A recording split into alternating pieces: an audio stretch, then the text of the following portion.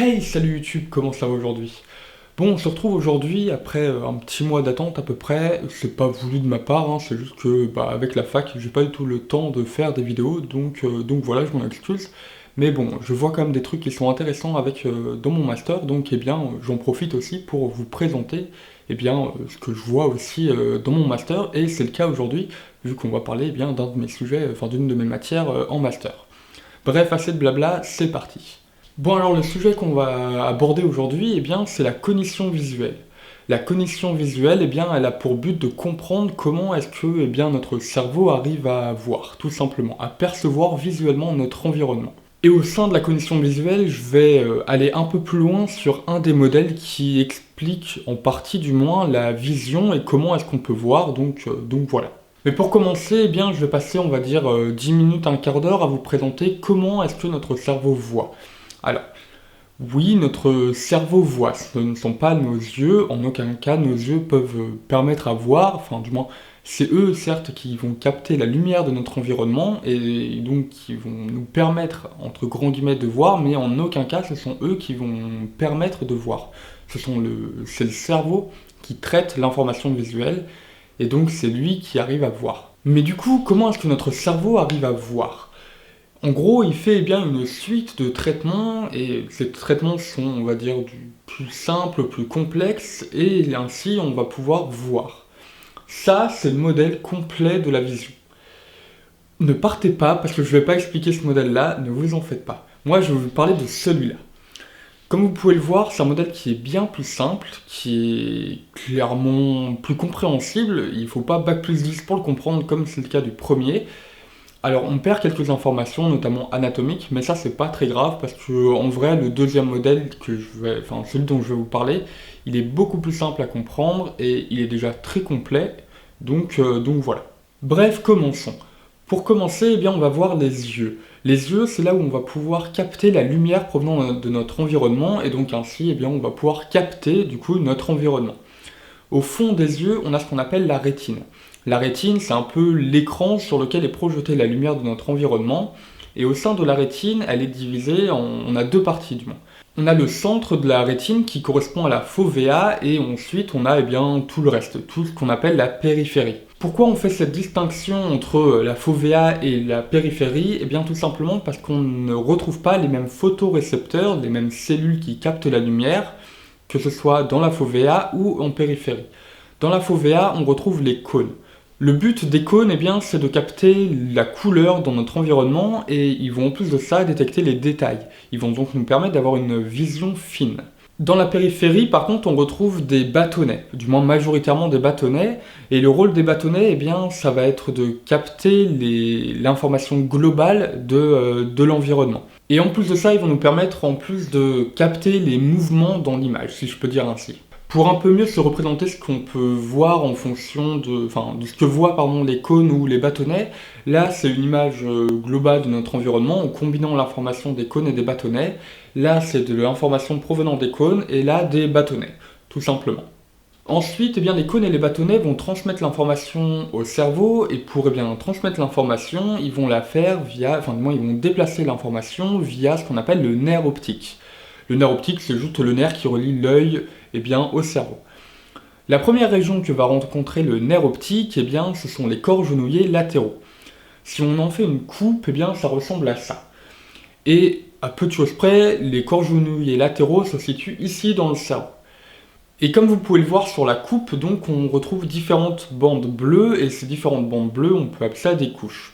On a différentes couches, donc, et pour faire assez simple, les 4 couches du haut, ce sont les couches dites parvocellulaires, tandis que les 2 couches du bas, sont dites magnocellulaires. Pourquoi on fait cette distinction? Tout simplement parce que les couches parvocellulaires vont recevoir l'information provenant des cônes, donc de la fovea, tandis que les couches magnocellulaires vont recevoir l'information provenant des bâtonnets, donc de la périphérie. Et donc, chacune des voies, du coup, parvocellulaire et magnocellulaire, elles vont avoir des propriétés différentes et elles vont transmettre l'information différente. Ensuite, on part cette fois des corps genouillés latéraux avec donc nos deux voies, magno et parvo, et on va dans le cortex occipital, donc à l'arrière du crâne, direction le cortex visuel primaire, que j'appellerais V1. Qu'est-ce que V1? Eh bien, ça va être la première zone où on va avoir du traitement. Dans V1, il se passe quoi? Eh bien, on va avoir des neurones qui vont répondre à une orientation spatiale particulière ainsi qu'à une couleur particulière. Qu'est-ce que ça veut dire? Eh bien, si là, jamais je vous affiche une barre noire verticale, eh bien, ça va être certains neurones dans votre cortex visuel primaire, dans V1, qui vont s'activer. Par contre, si là, je vous mets une barre verticale rouge, ce seront d'autres neurones qui seront activés. Et pareil si la barre est horizontale. Et ce traitement de l'orientation spatiale et de la couleur va dans un premier temps se faire localement, c'est-à-dire à certains points de la vision, et ensuite eh bien, il va se faire globalement, c'est-à-dire sur toute la vision, il n'y a pas d'information locale. Et c'est maintenant que ça va devenir intéressant. Pourquoi? Eh bien parce que, comme on a vu sur donc, ce modèle-là de la cognition visuelle, on a deux voies distinctes. On a une voie qui part en haut et une part en bas. Donc on va voir un peu maintenant qu'est-ce que font ces deux voies, enfin qu'est-ce qu'elles sont finalement, parce qu'elles sont situées après V1. Je vais déjà parler de la voie inférotemporale, qui est dite ventrale. Quelle est la voie finalement ventrale? Eh bien c'est celle du bas sur le modèle donc, de la cognition visuelle que je vous ai montré. La voie ventrale, elle est constituée principalement de neurones parvocellulaires, donc c'est la voie dite parvocellulaire autrement. Et souvenez-vous, les neurones parvocellulaires transmettent l'information des cônes, donc eh bien, ils vont transmettre l'information provenant des détails. Et ça, du coup, c'est super intéressant pour une chose en particulier, c'est pour reconnaître des objets. Pourquoi? Eh bien, parce que permettre de voir des détails, ça va permettre de différencier les objets et donc, du coup, de les reconnaître. Évidemment, ce traitement va se faire de manière assez continue, donc au tout début, on va avoir des formes basiques qui vont être reconnues, par exemple des carrés ou des ronds, et puis ensuite, ça va être plutôt sur des objets dits catégories spécifiques. Qu'est-ce que je veux dire par là? Eh bien, tout simplement, si je vous présente cette magnifique chaise, finalement, eh bien, ça va être une chaise que vous allez voir. Mais, par exemple, si je vous présente cette chaise-là, eh bien, ça va être une autre chaise. Mais, vous êtes d'accord que ça et ça, ce sont deux chaises, même si elles sont différentes. Et du coup, dans la voie inférotemporale, eh bien, vous allez activer le concept de chaise, par exemple, en présentant ces deux-là. Je les repose. Et ces neurones qui sont dits catégories spécifiques, eh bien, ils vont être présents à la fin de la voie inférotemporale. Voilà, on a fait le tour de cette voie. Après, on a la voie pariétale, qui est dite voie dorsale, c'est celle du haut. Qu'est-ce qu'on y fait? Eh bien là on va retrouver, enfin du moins qu'est-ce qu'on va y retrouver plutôt? Eh bien là on va retrouver la voie magnocellulaire. Qu'est-ce que la voie donc magnocellulaire? Comme je l'ai dit tout à l'heure, eh bien c'est celle des bâtonnets et donc eh bien elle va permettre de voir l'information globale. Mais une autre chose qui est très intéressante avec la voie magnocellulaire, eh bien c'est qu'elle va transmettre l'information du mouvement. Comment est-ce qu'elle fait pour transmettre l'information du mouvement alors que la voie inférotemporale ne le fait pas, du moins la voie parvocellulaire ne le fait pas? Eh bien tout simplement parce que la voie magnocellulaire est beaucoup plus rapide que la voie parvocellulaire. Et en plus de ça, la fréquence d'activation des potentiels d'action dans cette voie est bien plus importante. C'est donc comme ça eh bien, qu'elle va pouvoir voir, entre grands guillemets, le mouvement. Pour prendre le parallèle avec une vidéo, eh bien, dans une vidéo, c'est une suite d'images. Mais la fréquence d'affichage des images eh bien, va faire que la vidéo va être plus ou moins fluide. Si vous regardez par exemple une image en 15 fps, par exemple, ça signifie que dans une seconde vous allez avoir 15 images, eh bien c'est très probable que là, soit si vous avez vraiment une sensibilité très fine, vous allez voir les images, soit sinon votre cerveau va réussir à inférer un début de mouvement, mais ce mouvement ne sera pas fluide. Par contre, si vous regardez une vidéo en 60 fps ou plus, eh bien là vous allez avoir une très grande fluidité dans le mouvement. En fait, comme la voie magnocellulaire envoie rapidement les images, eh bien la voie dorsale va pouvoir eh bien, traiter l'information et inférer un mouvement. Mais elle ne voit pas en soi le mouvement, elle l'infère juste, c'est tout. Et encore une fois, au bout de la voie dorsale, eh bien, on va retrouver des neurones qui sont dits catégories spécifiques et qui donc eh bien, vont reconnaître certains mouvements. Typiquement, quand on voit quelqu'un qui marche, eh bien, on va avoir des neurones dans la voie dorsale qui vont s'activer tout simplement parce qu'il y a quelqu'un qui marche. Mais ils ne vont pas s'activer pour autre chose, pour un autre mouvement. Bon, là, de la manière dont je vous l'ai présenté, on pourrait croire qu'il n'y a pas de connexion entre donc, la voie dorsale et la voie ventrale. En réalité, ce n'est pas tout à fait le cas, mais globalement, le traitement que font les deux voies, c'est ça. Donc c'est pas trop grave. Par contre, une chose qui est importante, eh bien, c'est que Là, comme ça, avec deux voix, on ne peut pas réellement voir une image. Il faut que les deux informations provenant des deux voix puissent se retrouver en un seul endroit. Sinon, eh bien, on verrait entre grands guillemets deux images en même temps. Enfin, ça serait bizarre. Pourtant, on voit bien qu'une seule et même information qu'on voit. Et ça tombe bien, pour intégrer les deux informations, eh bien, les deux voix vont se retrouver à un endroit particulier dans le cerveau qui est proche de l'hippocampe, j'ai nommé le cortex entorhinal. Ça s'écrit comme ça et ça se situe là, à peu près dans le cerveau.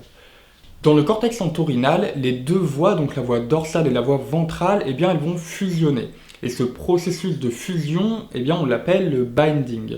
En gros, eh bien, on va associer, intégrer les deux informations en une seule et même information.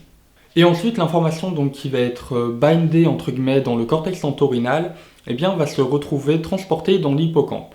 Et là, ça devient très intéressant parce que dans l'hippocampe, on va donc pouvoir avoir le traitement qui se fait sur donc les deux informations en même temps. Et dans l'hippocampe, par exemple, on retrouve des neurones qui vont nous permettre de nous géolocaliser, entre grands guillemets, dans un lieu.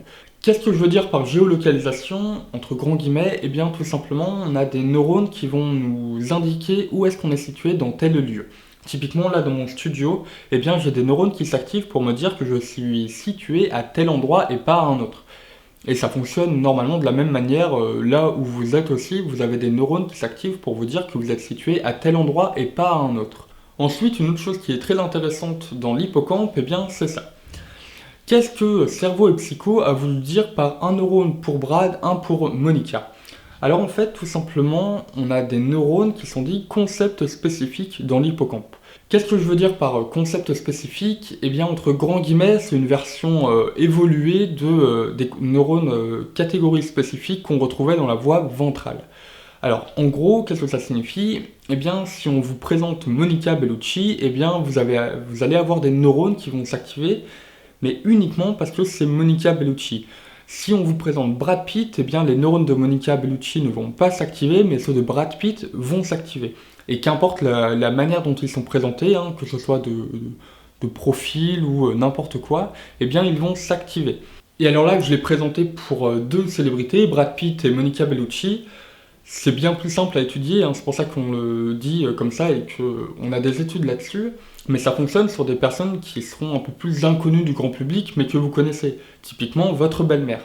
Pourquoi? Parce que du coup, vous connaissez votre belle-mère, vous avez donc des neurones qui répondent, eh bien, dans l'hippocampe à ce concept de belle-mère. Enfin, ça fonctionne si vous avez une belle-mère, hein, et si jamais vous êtes une jeune grenobloise et que vous n'avez pas de belle-mère, enfin de neurones belle-mère et que vous voulez en avoir un, je dis ça, je dis rien, hein, je suis peut-être disponible. Tu te crois drôle, c'est ça? Hein? Tu te crois drôle? Mais comme je l'ai dit, du coup, cette activation dans l'hippocampe des neurones concepts spécifiques, eh bien, ils doivent avoir lieu uniquement, enfin, ils ne peuvent avoir lieu uniquement que quand vous reconnaissez cette personne. Et en plus de ça, cette reconnaissance, elle doit être consciente. Alors, certes, ça fonctionne pour des personnes, mais ça peut également fonctionner pour des objets particuliers. Typiquement, là, si je vous présente ce bouquin, enfin, peut-être que pour vous ça va pas marcher, mais pour moi ça va fonctionner. Ça va activer donc une catégorie spécifique dans la voie ventrale, donc de livre, mais pour moi ça va également activer un neurone catégorie spécifique, enfin concept spécifique, pardon, dans mon hippocampe sur ce bouquin, Behave.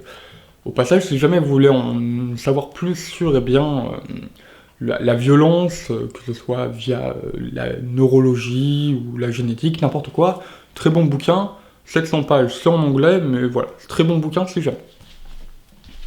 Oui, le décor a très bien servi aujourd'hui, hein, comme vous pouvez le voir.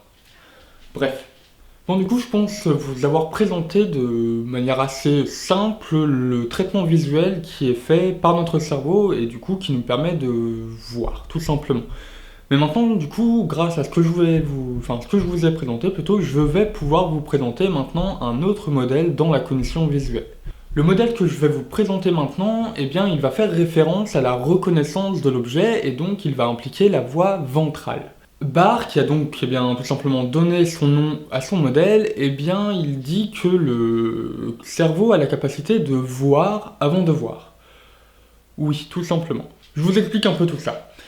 En gros, son idée, eh bien, c'est qu'on aurait une influence d'une région frontale sur la reconnaissance de l'objet qui est faite dans la voie ventrale. Pour comprendre un peu mieux tout ça, du coup, petite expérience. Regardez cette image-là.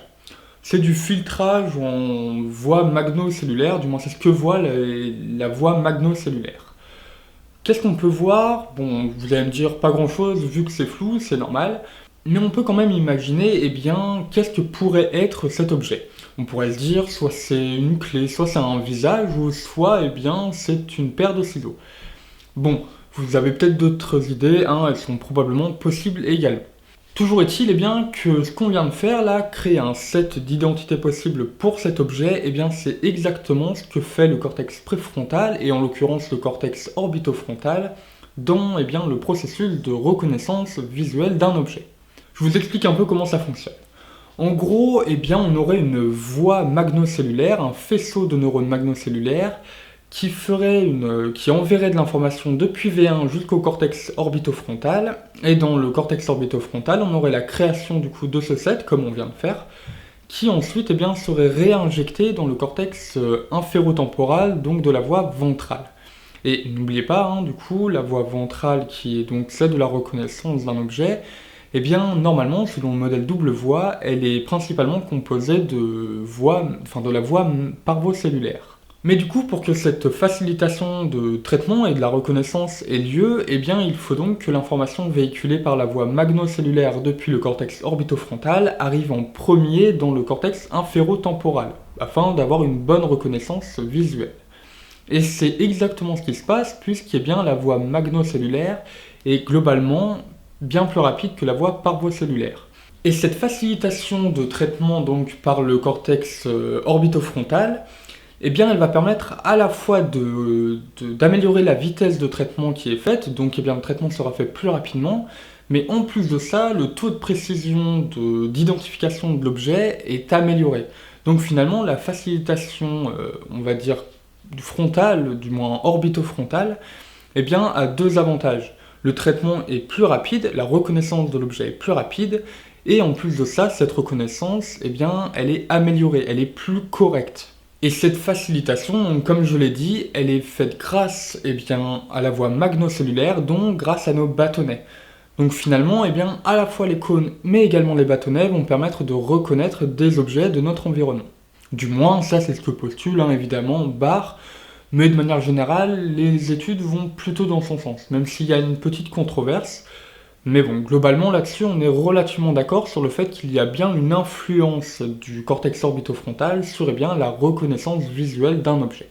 Ah, et au fait, par rapport à notre petite expérience de tout à l'heure, voici donc l'image que vous aviez vue, mais voici l'image originale. Eh bien, cette personne-là, c'est Moshe Bar, qui est donc a présenté ce modèle. Voilà, tout simplement. Comme ça, vous voyez qui est la personne qui eh bien, a proposé ce modèle. Bon, sur ce, moi je pense avoir fait le tour un peu de tout ce que j'avais à vous présenter. Et puis bah voilà, moi ça faisait ça faisait longtemps que je vous avais pas retrouvé, donc ça me fait super plaisir. Je suis désolé, je vous avoue qu'avec le master, j'ai pas énormément de temps. En plus là, j'ai mes partiels qui arrivent bientôt, plus Noël, donc clairement j'aurai pas forcément beaucoup de temps. Mais je vais essayer de vous faire encore une autre vidéo là, juste avant la fin d'année peut-être. Je vais faire mon maximum en tout cas pour ça. Aussi, petite information si jamais, parce que je ne l'ai pas diffusé encore, enfin moi j'en ai pas parlé, j'ai créé une page Facebook pour la chaîne, donc lien en description si jamais vous voulez vous abonner à la page Facebook pour pas rater d'informations. Pareil, mon Twitter en lien en description pour pareil, pas rater d'informations ou quoi, je publie pas trop de trucs, mais voilà. Puis des fois je publie, enfin je partage d'autres trucs, donc voilà, ça peut être intéressant si jamais vous aimez la psycho. Et puis bah du coup, je crois que j'ai tout dit, donc voilà, n'hésitez pas à vous abonner à la chaîne si jamais vous voulez pas rater les prochaines vidéos. Et puis en plus de ça, pour moi ça permettrait du coup de développer la chaîne. Et puis voilà, tout simplement, j'ai tout dit. Allez, à la prochaine, bye bye.